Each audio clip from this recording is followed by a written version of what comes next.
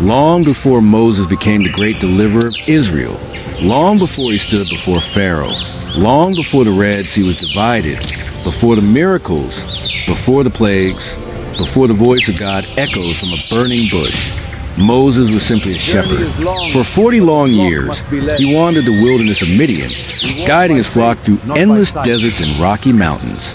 Day after day, the scorching sun beat down upon the land, while silence became his closest companion. To anyone who saw him, Moses was just another old shepherd, a man whose greatest days seemed to be behind him, a man forgotten by the world. But heaven had not forgotten him. God was quietly preparing him for a purpose greater than he could ever imagine. Yet, Moses had not always lived in the wilderness. There was a time when he walked through the magnificent halls of Egypt's royal palace. He was raised as the adopted son of Pharaoh's daughter. Surrounded by luxury, honor, and power, he wore the finest linen garments. He was educated in all the wisdom of Egypt. He lived among princes, commanders, and scholars. Many believed Moses would spend the rest of his life as a prince of Egypt. But there was one truth that no royal robe could hide. Although he lived like an Egyptian, Moses was born a Hebrew. The blood of God's chosen people flowed through his veins. Beyond the palace walls, his own people suffered every single day. The Israelites were slaves.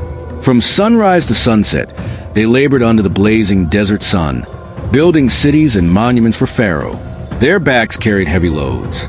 Their hands bled from endless work. The crack of the taskmaster's whips echoed through the air, while cries of pain rose toward heaven. Each time Moses witnessed their suffering, something stirred deep within his heart. He could not ignore the pain of his own people.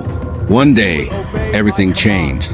While walking near construction sites, Moses saw an Egyptian overseer brutally beating a helpless Hebrew slave. The blows showed no mercy. The Hebrew man collapsed beneath the weight of his burden. But the beating continued. Anger burned inside Moses. He looked to his left.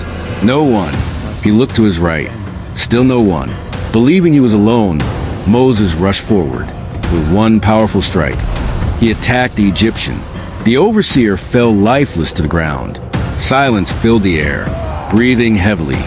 Moses quickly dragged the body away and buried it beneath the desert sand. Hoping no one had seen what had happened, he believed his secret was safe. But secrets cannot remain buried forever. The very next day, Moses came across two Hebrew men fighting one another. Stepping between them, he tried to restore peace. "Why are you fighting your own brother?" Moses asked. But instead of listening, one of the men turned toward him with anger. "Who made you ruler and judge over us?" Then came the words that shook Moses to his very soul. "Are you planning to kill me the way you killed the Egyptian?" Fear gripped his heart. His secret was no longer hidden. Someone had seen everything. Soon the news reached Pharaoh himself. The king was furious. He ordered his soldiers to find Moses and put him to death.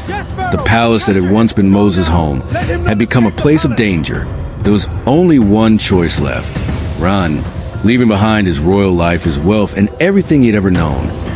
Moses fled deep into the wilderness. The prince of Egypt became a lonely fugitive. Years passed, then decades. 40 long years slipped away as Moses cared for sheep in the land of Midian.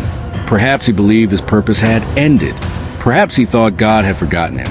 But while Moses was waiting, God was preparing. And on an ordinary day, beside a lonely mountain called Horeb, the course of history was about to change forever.